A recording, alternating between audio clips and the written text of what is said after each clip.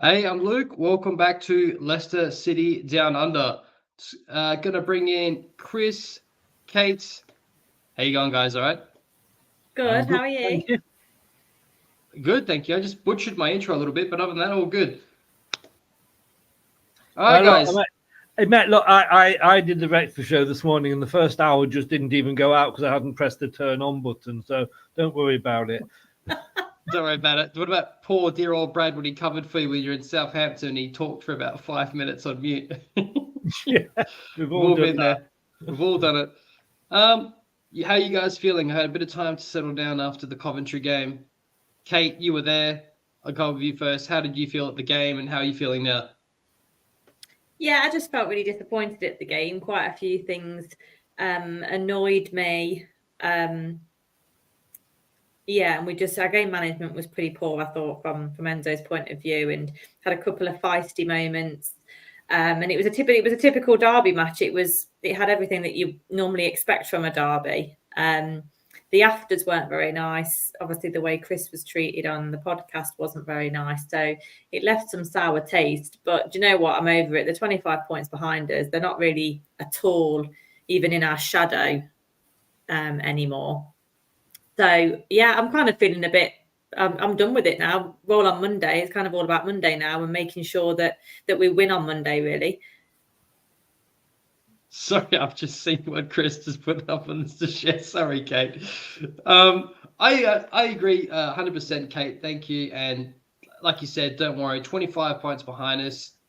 Coventry, you know what I like to say. Take the knee. We are the kings of Midlands, champions of England. You will never sing that. Now that I'm done being smug, I can move forward. Chris, how are you feeling? Yeah, I'm good. Look, it happened, and at the end of the day, if that had happened last season, we'd have probably just gone, yeah, you know what I mean? It was expected. But because it says how well we're doing this season that we get so annoyed at that. And again, it was the man, we'd held on for sort of 70 minutes. They hadn't really had a shot on goal.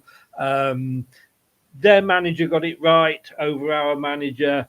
But look, we've played 27 games. It's only the fourth loss. And whilst it was annoying at the time, being able to wind all the Coventry City fans up was lovely.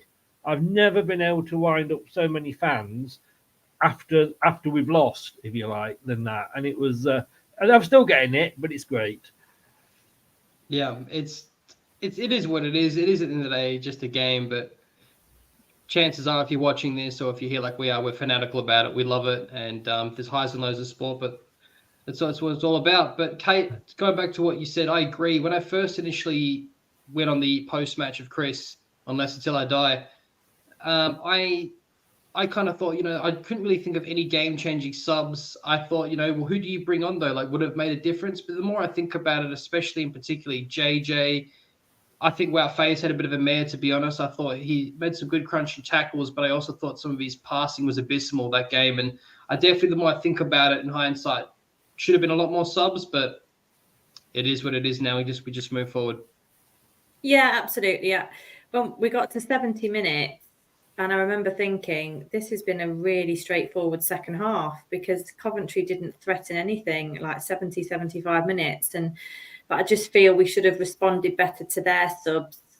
And I do think we had the likes of Pratt, Albrighton on the bench, who were just really reliable, steady players. And although I think the players did valiantly well, in getting as far as they did with 10 men. I just think if I could see that the likes of KDH and JJ a bit were getting a bit leggy, then I think Enzo almost tried to force it a bit that I'll get 90 minutes out of them. Casterday, I think he's going to give him 90 minutes come what may, and he was flagging as well. So I just wish he'd helped them out a bit. It wasn't that they were doing poorly. It's just at that point, 80 minutes plus, we gave away 3 goals in 10 minutes or 15 minutes, and he could have acted. That's just the more frustration thing. But it's gone. I think I read on Twitter someone said it was more of a frustrating result against Ipswich on Boxing Day than it was last weekend, and I'm with him on that. That I think that was the case. I mean, it's one of those days on Saturday. Fatawu got a red. You've seen a yellow given, but it was a red in most. I don't think anybody's really got a problem with it as a Leicester fan, and it's just one of those things that deviates the complete game then.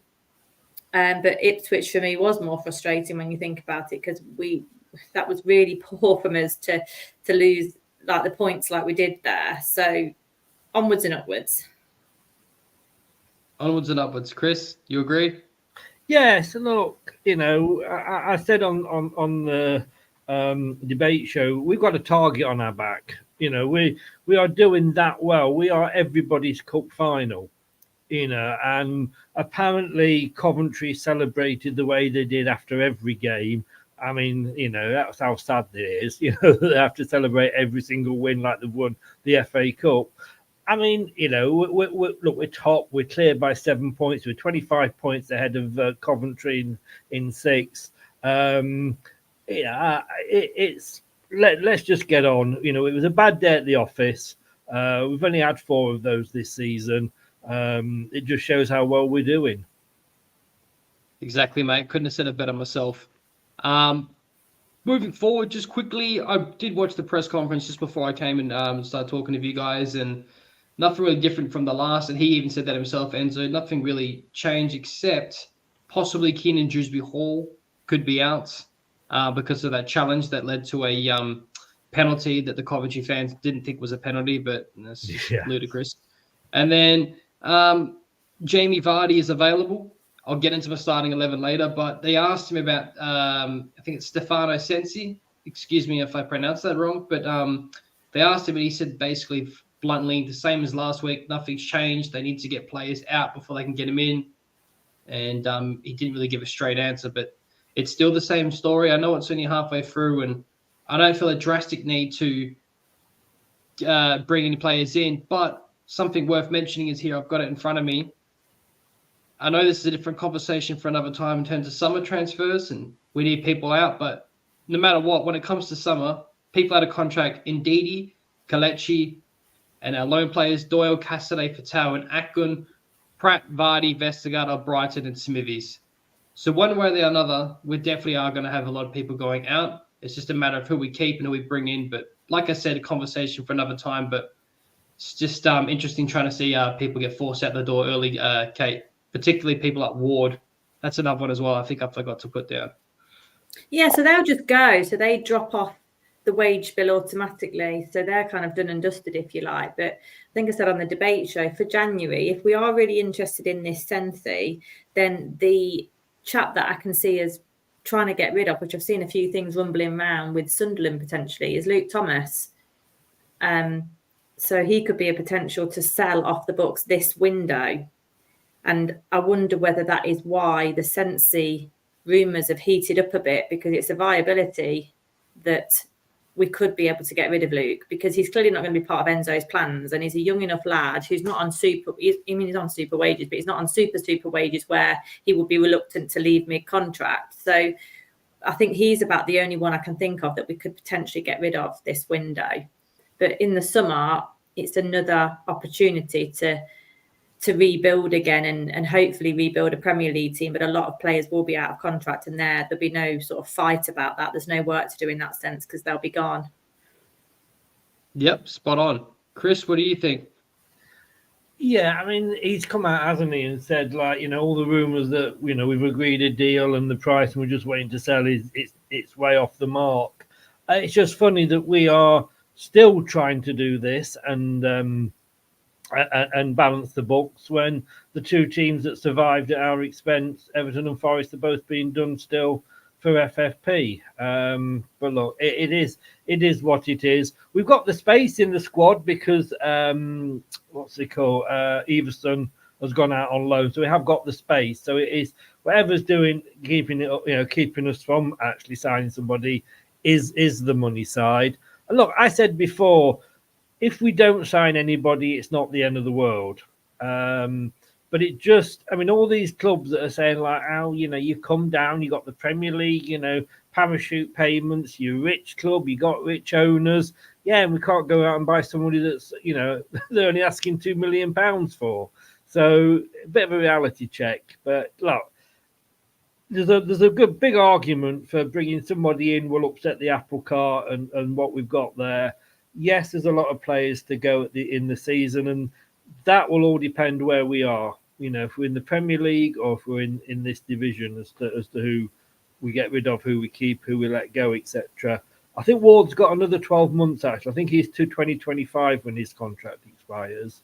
But you've got to get players to come in. Well, you've got to get teams to come in for players, and then you've got them to sort of, want to go as well. So we'll wait and see.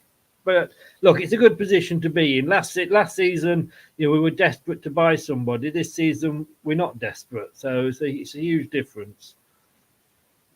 Spot on, mate. I agree, and I'm not that really overly worried just yet.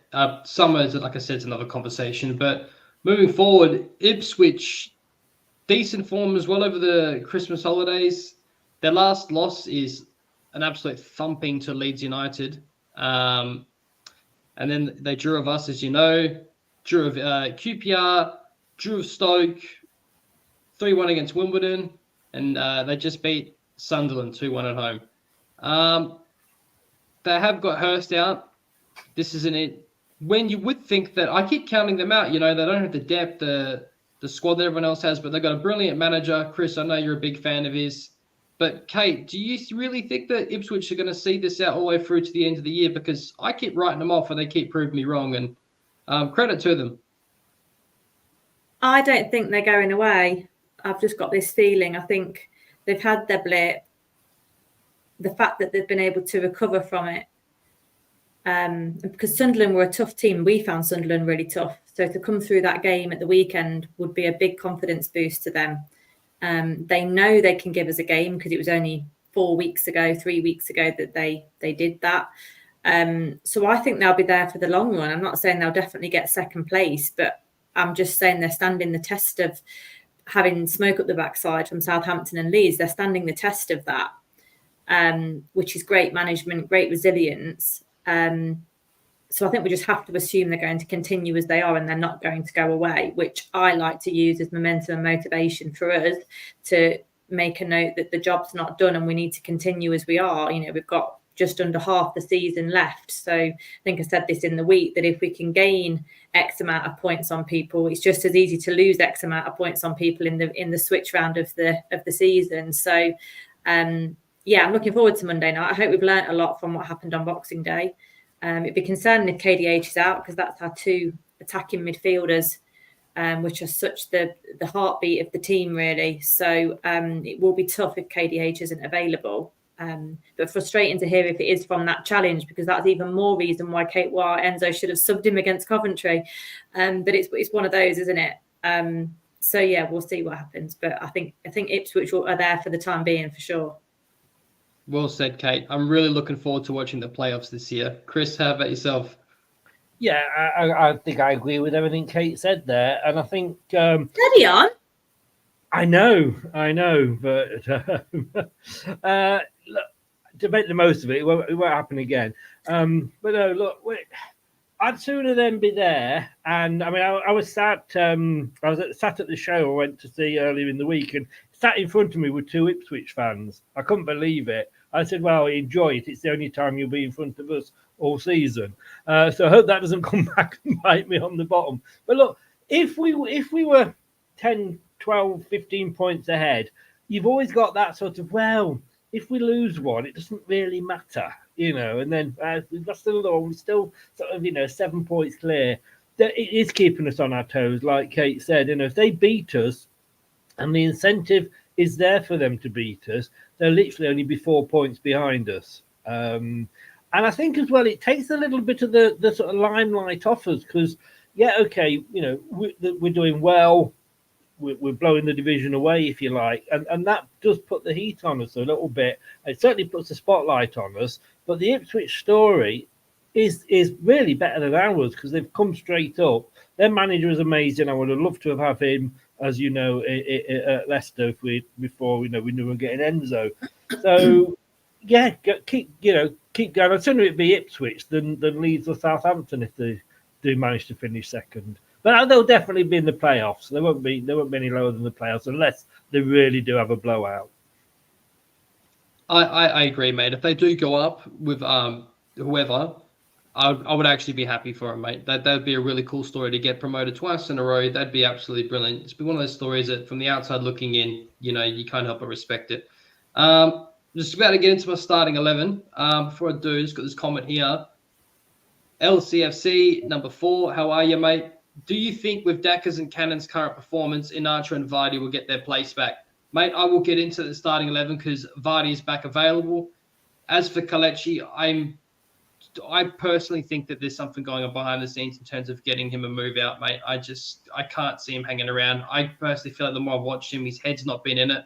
If that sounds harsh, I'm really sorry, but I really thought at 26, 27 years of age, in his prime, now's his chance of Vardy getting on a bit. He's always being in his shadow. This is Vardy. In an elite below, I thought he was going to hit the ground running. I thought the way he plays his back to goal, dropping in deep, that link-up play, I really thought that would suit Enzo Ball.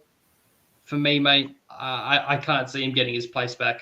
And as for Daka, I still think it's night and day difference between him and Cannon. Cannon's really, granted, we've seen very little of them both, but Cannon's very physical, strong on the ball, particularly what you need in the English style of game, whereas Daka, a stiff breeze could blow him over. He still doesn't do it for me, and most of his goals were tap-ins. He has got pace, but I would rather Cannon. And I know that's going to sound harsh, but that's just my opinion. Okay? I know you'll back me up on the Daka one. Yeah, I think Daka's done brilliantly, and fair play to the guy for staying dedicated and engaged enough to come in and throw a few performances in like we've seen. I do agree with you. I think he's lightweight. I think Cannon seems to be the natural fit for us and how we generate our goals. But we're very early days with Cannon still. That's the only thing as well. And he wasn't particularly in the game on Saturday. He's going to have to realise that in certain games, a bit like Vardy had to, you have to generate your own play. It's not just about receiving service. You've got to go out there and get it. So Cannon will obviously need to bring that part to his game. But I agree. I find Daka a bit lacking direction at times and almost chasing shadows not being gritty enough. But I think Vardy will always have a place. I think Enzo's always said that fit Vardy will potentially have a big sway in the squad. So we'll see. I think Vardy will get some minutes on Saturday. I think Cannon will start, but I think Vardy will get some minutes. What do you shake? I agree, Kate. Why are you shaking your head, Chris? I mean, we've got to get past Vardy. I mean, come on. He's been out since November with a knee injury. He is 36, 37 now. Don't get me wrong. Great server. I love the guy. I'd bend over and have his babies if he walked in here now. But we've got to a point where we have to move on. And we can't, are we still going to be playing him when he's 49, when he's 57, just because he's Jamie Vardy? He hasn't been a great goal scorer this season. I don't think he necessarily suits Enzo's style of play. Yes, Iheanacho did more, but it's difficult because I don't want to get too excited about Daka or Cannon because they've hardly had any game time. Cannon's, apart from the odd 10 minutes here and there, and don't forget when we first got Iheanacho, we were saying the same about him because he was the same with Vardy. He could only get 10 minutes here and 10 minutes there. Players need a run in. And yes, all right, Daka, he's not the same sort of player as Cannon. Great. We don't want two players that are the same. You want to be able to bring on a striker that is different. Iheanacho is not like Jamie Vardy. They are different strikers. And the same with Cannon and Daka. At the end of the day, yes, I mean, one of the Daka's goals hit his chest and went in. I don't give a damn if he farts the ball over the line. He's getting into positions to do that. Vardy's not getting into the positions to do that anymore. And it's, we've got to accept that. Players, you remember Tony Cottee? Tony Cottee, when we signed him, could not get, he couldn't, run for love nor money, but he didn't have to because he had Heskey doing all the running for him. And he just got into the right places at the right time to tap it in. And that's, and if Daka's doing that, I don't care as long as he's scoring the goals. At the moment, it's Daka and Cannon that are scoring the goals. And I never thought at the start of the season those are the two players that we would be arguing over who started. But Iheanacho as much as I love the guy, I think if we get an offer for him, take it, because he's out of contract in the summer anyway. So if we can, whatever we can get for him now, let's do that. Vardy, look, I hope he helps us to go back up, and then I hope he calls it a day. I'd hate him to have one more effort in the Premier League and him sort of be absolutely miserable. But we've got to be careful as to whether we're literally just playing him because of who he is rather than what he can offer to us, and time moves on. Same with Albrighton. You've got to say the same with Albrighton. Can put in a superb cross when he needs to, but can he do it 90 minutes week in, week out? No, unfortunately not. I agree with you, first of all, about Vardy, but for the time being, while AFCON's on and there's injuries, he's our only second available I striker. agree. So you don't want to run Cannon. On. Definitely. You don't want to run Cannon into the ground. Remember, Cannon's, I've got a lot of faith in, other than Cassidy, a lot of faith in all the players that we've brought in under Enzo. So the fact that we went after him while he was injured, he's young and can be developed under Enzo, who's been, more renowned as a coach and a manager. How old is Cannon? That's a good question, 21. mate. I'll look it up now. 21. He's just turned 21. Okay, so Cannon is 20. He looks about 41, but if he's 21, running him into the ground, he should be able to play 90 minutes week in, week out, unless he obviously gets sort of a knock or anything. He should be able to do that. We shouldn't be talking about running a 21-year-old into the ground. No, I guess you're right, mate. And as for Brighton, I think every time he's been called upon, he's done a job, and he's going to put a shift in. Let's get into the starting 11. Tell me that's going to you can't see that, can you? Hang on a second, sorry. All right, this is woeful. This is going to do my head in. Don't worry, take a minute. We'll just remove this. Stop that. And share this. You want to put my picture up. That's what it is. I've been looking at... Kate doesn't even know what I was laughing at before with that. Yeah, go on, actually, while I am waiting. No one will understand this, but that is a man tossing a fish, and apparently it is an Australian custom that I am unaware of, and sorry. Not wrong with a bit of tossing. That's what I say. Just if this doesn't work, I'll just give up, and I'll just read it out to you. But I did have a starting 11 generator. Sorry, guys, this is going to absolutely drive me mental. Right. Here we go. Sort of day I've had on the radio, so I feel your pain, mate. There we go. It's interesting why Luke's sorting that. It's interesting that Enzo, we don't really know what's wrong with Nacho and Ndidi. There we go. Nacho has gone, hasn't he, to AFCON? Has he gone? I thought he'd gone, and I think Enzo said, well, it's up to them now. He's gone. Okay. Indeed, he hasn't gone, but he's injured. But yeah, I could be wrong. I think Kel was injured. He was meant to go. Still can't see that, by the way, Luke. Oh, you can't? I can see it on mine. Can you see it? Okay, guys, sorry. Look, I'll just read it out. I've gone for the back. I've gone for Mads Hermansen. On the right, Wout Faes, Yannick Vestergaard. And this week, I've actually gone for Doyle because JJ got a full 90. And for whatever reason, or it's not for whatever reason, but you can clearly see that Enzo really rates Doyle. And he will rotate them, I believe, like he has. But I would not be surprised if it was JJ, Harry Winks, and Ricardo Pereira in that, back six. And this is where it gets interesting. On the middle, I don't really get Brendan Rodgers vibes in terms of being stubborn, not playing people. But with now Fatawu out and Ndidi, I've actually gone Dennis Pratt on that right-hand side, high-pressing 8 with McAteer in the wing. But I would not be surprised if it was Eunice in for Dennis Pratt. But Cassidy is the other 8 and Mavididi and Cannon up front. Do you think we see Pratt get any minutes, Kate, at all? Can you see him starting? Yeah, I can see him starting. I don't know whether it's the viable option for Enzo. I think he'd probably prefer to start Eunice, maybe. But if KDH is going to be out, then I can't really see anybody else fitting that role because Pratt's so versatile. He's such a comfortable footballer, but going back and forward. I think we might see him at the weekend. I think we might see him on Monday. Yep, Chris. Yeah, I love Pratt, but my worry is if he comes on, he'll only last 10 minutes before he gets injured again. He is a bit of a sick note, but I wouldn't be upset if Pratt started. I'd like to see Eunice get a run of games, to be honest with you, because I don't think we've seen the best of him yet, and I do like it when he plays. I do like him as a player.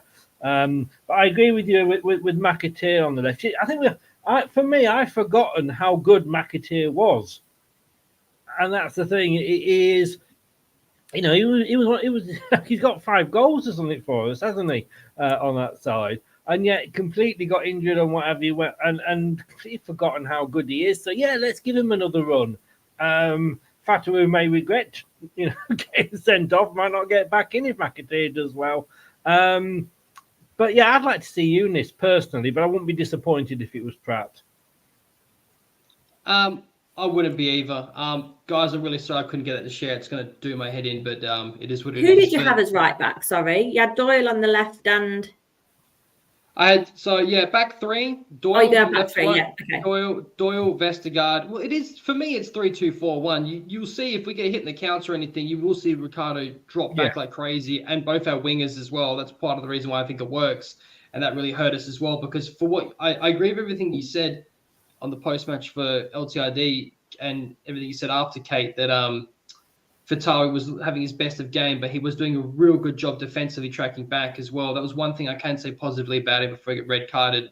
But while he is red carded, this is a great chance for McAteer to show us why Fatawu wasn't even getting a look in before. Do you think we'll see Hamza at all? Because I know that Enzo it's one of his first fullback options, isn't it? I don't know. I don't think it's the game for him, to be honest with you. Like, we tend to see. Well, I don't know what you guys think, but I feel like every time we've seen Hamza, it's either been as a sub or with all due respect and not to be arrogant or smug, teams that are deemed less a threat. I don't know if I'm really out of line for saying that or not, Chris. For me, I like Chowdhury. I think he does a great job. First, I'm glad he got the extension. I just, for me, the best form of defence is attack. And I don't think we can afford to sit back and let Ipswich come at us. And I think we need, a Pratt or a Eunice in the middle with Cashaday. I think Cashaday is going to start because Enzo likes him. I just want us to see us go forward more. So I think, what Eunice or Pratt can offer is more than Chowdhury can, if you like. I don't think we can afford to sit back against Ipswich. No, I think exactly. That's the one thing that Kate, I've noticed that I think it was the Middlesbrough game as well. Any team that doesn't allow us to have time on the ball and play that heavy possession game, we've tended to struggle a little bit. I don't know if you've noticed that. Yeah, absolutely. I think there's a few teams in the Championship that have a really good pressing game. Sunderland was one of them. Coventry was another, but more so when they were a man up. And we do struggle because we like to set our own tone. So I think that's what Ipswich tactics will be on Monday. But we've got to adjust to that because the pressing in the Premier League will be just as intense, if not more intense. So we have to adjust to that. We have to play quick ball when we can. And we've got the talent to do it. We've got the pace to do it. We've got probably one of the quickest teams on paper across even the Premier League. So we've just got to, we're not going to have the time to pass it round and let Yannick just put his foot on the ball and have a look around and see who wants it. I just don't think we have that time against some of these better teams. So we need to learn to play quick ball, and that has to come from the heart, really. I think Harry Winks is going to have to control that a bit, to be honest. Pull the wingers, but make the wingers more involved. That's why I think someone like Eunice will excel, because his ball control and skill is excellent. I think he's a real talent on the ball, and he's a person that can handle quick play, and he's so nimble and agile. He could generate some really key chances for us, if not score some. So we've got to sort of up the tempo a bit in certain parts of the game. But equally, you want to manage the tempo when your backs are against it, or when you want to run down the clock, or whatever it is. So we just need to show a bit more versatility in that area, I think. I agree. I actually spot on agree with the Eunice comments. Chris, anything you want to add to that? Sums it up perfectly, really. Really does. Bloody hell, Chris, are you feeling all right? Yeah. Like I say, make the most of it. Make the most of it. No, Kate's spot on. I like Eunice, and I think, look, we've always said, haven't we, what a strong bench we've got, and like you said, Luke, our B team, taught Millwall's, a lesson in the FA Cup. So, these players, we do know we've got these players that can come on and can do a job for us, but we've got to give them the chance to do that. We can't give them 10, look, we can. And when he was coming on for 10 minutes here, 10 minutes there, I looked at him and thought, yeah, he's nothing special. Got a couple of 90 minutes under his belt and he's like scoring for fun. So, yeah, let's I don't think there's too much to be worried about. But, yeah, I think this game could be ideal for Eunice. I think it could be as well, mate. This is a game I really want to hit him hard and redeem ourselves. Just going to quickly pull up a few comments here. They're flying in. Here we go. This is a good one. Daka's first touch is abysmal, and his general ball control is only really any good while at high speed. Cannon is the perfect false nine that we need. Mate, I kind of agree with you, to be honest, but could be seen as harsh by other people. But particularly the runner games he got in the earlier last season, he drove me absolutely wild. And I don't care that he scored 4 goals in the Spartak Moscow game. That was one game. So I But don't he didn't care. get much chance last year, did he? This was the thing. I agree with his ball control, though. Like underperforming, that was awful, and he was getting, and he got the odd game here and there. I keep going back with Daka. Look at Iheanacho. No, he did not come good until he got that run of games when due to the injuries. I still think Daka and Nacho are 2 of the worst ball controllers in our squad, if not the 2 most worst ball controllers in our squad, and they're the bloody strikers. Kel can be so good sometimes. There's no one in the middle for Kel. He's either really good or he's really bad. Yeah. When he hasn't got time to think and it's impulsive, he's unbelievable. Give him time to think and he messes it up. Who's that? Sorry, which one's Nacho. Nacho. I mean, for all the difficult things he can do quite well, but some of the simple things he really messes up. Both him and Daka lose possession in the middle of the pitch. It's really frustrating. I think Nacho's got a little. He can be. I think he's got a little bit of a Brazilian in him sometimes what he does with the ball. But he's got a bruh. Yeah, he's got the bruh in him, or the izzle. Yeah, look, whoever's on the pitch, as long as they're putting the ball in the net, like I say, I don't care if they fart it over the line. As long as they're putting the ball in the net, then that's what the job is. Yeah, absolutely. And Daka does get himself into some really good positions, especially in that 6-yard box. It just, he's ready for the rebound. That is an asset to his game, and it is a talent to do that. There's many strikers that don't do that. So he is what we've got. With me, Kate? He is what we've got. I wouldn't say I'm keen. I think Cannon shows more promise, but equally we've only seen a couple of games from him, and he's going to have a lot to learn and will show his own frustrations. He could have just had a lucky start. So, Ahmed Musa had a lucky start. Yeah, so, we need to look at both of those players over a period of time. But you don't, to me, there's no point in having 2 strikers that are exactly the same. What is the point? If you take one off, you get nothing different coming on. And I'm just feeling the love in this show between us, Kate. You're agreeing with me. I'm agreeing with you. People will start talking if we're not careful. Well, whatever's we've got, let's bottle it today. But I also think, which I'm surprised didn't happen a bit in a couple of games that I've seen him, sometimes I think Casey is an option for up front as well, because he can just run at teams. Or we need to switch the formation. Yeah. I agree. I've actually mentioned this, I think, to you and Dave the other day, Chris. I think he could play false nine if we needed him to, or even as a high pressing eight if we needed to. He's a strong physical lad for a winger, and I reckon that's spot on the money, Kate. Isn't it good though that we're having this conversation about these players in a positive way? We wouldn't have been doing this last season. No, playing Wilfred and Didi as a centre back, that gives me anxiety. Yes. Do you think Bring Callum back Doyle? a Marty. That's what I say. Don't go there. I'll kick you from the channel. Do you think Callum Doyle will be signed by next season, and will he take precedence over Vestergaard or Cody in the Premier League? Right, that's a good question, mate. I believe that I think Enzo has come out and said that he wants to start talking about Doyle as a permanent. He clearly really rates him, both him and Cassidy.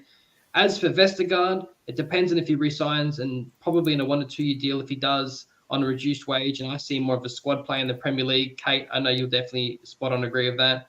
And Cody, I don't even know what to say about him anymore. It's starting to feel bad for him. We thought he was going to be the captain and the main man, but Vestergaard's made himself undroppable with his ball distribution. So I don't know, to be honest, because if Cody's finding it hard to get a look in, mate, in the Championship, I don't know how we go in the Premier League.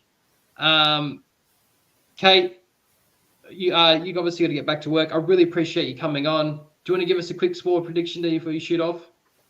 Score prediction. Oh, yeah. I think there's going to be a few goals in this. I'm going to go 3-2 to Leicester. 3-2? Ooh. Nail biter. Making me nervous, Kate. Well, look, Kate, are you going to the game? Yeah, I'll be there. Well, thank you for coming on. Really appreciate it, Kate, and have a good weekend. Yeah, Andrew. Thanks, See you Kate. later, both. Speak to you Monday, Chris. See you Monday. See you, Kate. See you Monday. Bye. Bye. Bye. Chris, have you got a shoot or you got a minute? No. I can be here till midnight. Don't worry. Too easy, mate. Well, just quickly get through these. Just go back to the point that you brought up there. He is talking about Callum Doyle. You're right, and you look at him and you think, well, if he goes back to Manchester City, what options will he get? Because there's so many big names at Manchester City, and if he stays with us, he will get regular game time because Enzo likes him and he wants a left-footed mid defender. And if he goes, we would buy another one in. So why not buy somebody we know is a decent player? I think we still got to see the best of him, but he's got a pass on him as well. I don't think he'll take a precedence over Vestergaard or Cody because they're different positions. Yes. Vestergaard, I totally agree with you, and I agree with Kate. As much as I love the guy, and I think the fact that the way he's been treated up until this season, well done on you, mate. You proved a point. Too slow for the Premier League, and if we keep him, like you said, it will be as a squad player. I can't see him being a starter. Cody, we've just not seen enough of him. When he's come in, he's done what's needed.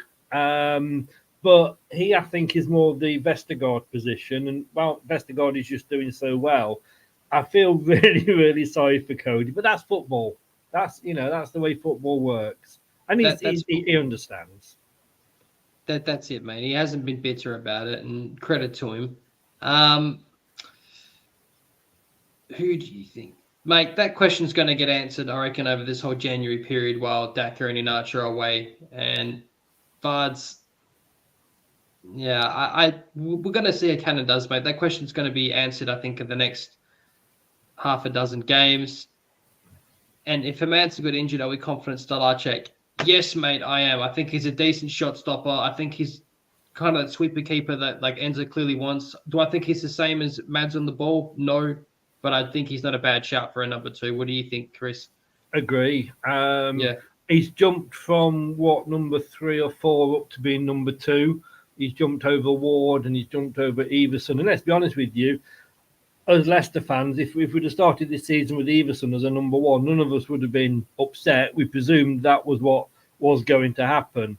And Danny Ward, look, I feel sorry for Danny Ward. He never let us down when he, had to come in for Schmeichel. The problem was Schmeichel was never injured, and he was always having to sort of just sit on the bench. I'm more than confident in Stolchok. Yes, I think the games he's played this season It was obviously the cup games, the 2 cup games, which we won. And did he play in the Liverpool game? I can't remember. I think he played the Liverpool game, and I believe he played the first game of Huddersfield. I think it was Huddersfield. That was, yeah, He when Madsen was either he's injured or injured. whatever. It I was his mean, the quad, yeah. Liverpool game, yes, we lost, but that second goal was the worldie, and the third one went in off the post, which is a 50-50. So I'm happy with him as number 2, definitely. I am too. Good question, Chris. Score prediction? If you offered me a draw now, I would take it. But we need to win. Ipswich don't need to win in the same way, but if they, like I said earlier, if Ipswich win, they're we'll only be 4 points behind us, and it is getting a little bit like squeaky bum. Then these 4 points, they've sort of erased our sort of 10-point gap. After last week's result and performance, we need a good performance, and if that's a draw, I'd take it. But I really think we need to go out there and prove a point. And every time, all right, we've lost Leeds and Middlesbrough were sort of back-to-back games we lost, but I've gone for a 2-1 Leicester win because it's at Leicester. Right, I've gone for 4-1. I'm gonna go for 3-1. No, 7. No, I'm gonna go for 3-1 for Leicester. But something actually before we wrap this up in a bit, I forgot to mention, mate. It's not the drastic, but I think I'm gonna get his name wrong. The assistant manager is going to be stepping in for Enzo. I think it's Caballero. Caballero. Yeah. Goalkeeper he was, for Southampton. I'm pretty sure. Yeah. Interesting. Did you get much to say about that? Not really the end of the world. I mean, it's nice to see we've got a manager that's, got a bit of spirit and will argue with the referee. Look, we had it a few seasons ago when Pearson got sent to the stands and was banned. And he loved it that much that he actually stayed there longer than he had to. I think he got like a 4-game ban and he stayed there for like 10 games because you can see more, the higher you are, you can see more of the game. And he said, he has no problems with it, Enzo. There's Caballero and the other guy, the one below, whose name I can't remember. He'll be in touch with him by radio, Mike, as I'm sure. He'll be in the dressing room. So I can't see it making that much difference, to be honest with you. No, I can't either, but it'll be interesting to see nonetheless. Guys, everyone that put your comments in, thank you. I really appreciate it. I've just got one last one to bring up here, and then we'll wrap this up. Do you think Vardy will be able to score 200 goals for Leicester City because his contract is ending? There's a tiny chance for me, one last magical season. Mate, are you referring to this season, or are you hoping that he stays for another? Because for me, I can't see him staying for another, but at the same time, if we sign him for another year, I wouldn't be surprised. But how much he gets used and how much is available is another question. But for me, I would personally like to see Vardy bow out gracefully. But he's been loyal to us the entire time, so it's a tricky one. Chris? Yeah, it's an interesting question. If we go up this year, and if we go up as champions, if we go up with the record points tally, what a way for him to bow out, But then again, the argument is, well, should he bow out in the Premier League? Look, if we do go up, we're not going to automatically be that team that's finishing, 5th in Europe again. We've got to start again. And next, look at Burnley. There's a big gulf, and. It might be that we finish 17th next year and just stay up. Will that be the ending that he wants to go out on? Or even possible back relegation? I don't know. I'd be if we go up, and if we go up as champions, go out. And look, you'll always be a hero, Jamie. You will always be a hero. A legend. He's nobody's done what he's done at his age. Coming from non-league football, first £1 million non-league player, came to the Championship, which was a huge jump. I mean, all right, yes, they just got promoted, but it was a 3-division jump that he made from Fleetwood. And then, look, he scored in the Champions League. He's been he's won an FA Cup. He's won the Premier League at his age. I mean, to take the knee, Harry Kane. You know what I mean?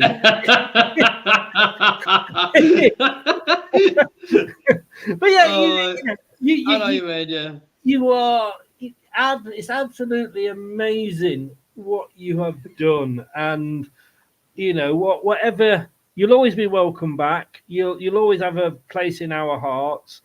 What we don't want to see is players go on and on and on. And, I don't want to see us get to the point, and we are almost there, but I don't want to get to the point of like, oh, why are we bringing Vardy on? But you know what I mean? I want to go out with good memories. And if we do everything right this season, it would be a fitting end to his story. I mean, he's played for England and everything, hasn't he? And scored for England. He has, mate. I think it was that World Cup. I think it was 2016, I believe it was. He had a decent run. I'm looking here, 26 appearances for England, 7 goals. But a lot of those he was coming off the bench for, Chris, if you remember, like for Harry Kane. That back heel he scored against Germany at the near post. That was sexy. I mean, it's just like, oh, mate, there's players like Harry Kane. I mean, yes, he'll win things now. He's in Germany, but he just hasn't. Yes, he scored all the goals, blah blah blah, but he's not got a medal in his cabinet yet. And look, just go out on a high, Jamie. Jamie, you're a legend. Chris, pleasure having you on, man. I really appreciate you always coming on. Give everyone a shout out. Everyone's probably here from your channel anyway, but give a shout out to where people can find you. Anyway, it's LTID TV on most of the social medias and obviously YouTube. Do check us out on TikTok. Hey, look at me. TikTok, we're trying to get that going. LTID TV on TikTok, where you can find all of Luke's or Lucas as we like to call him now, all of his little mistakes that he makes on air. And he does like to upset the opposition fans.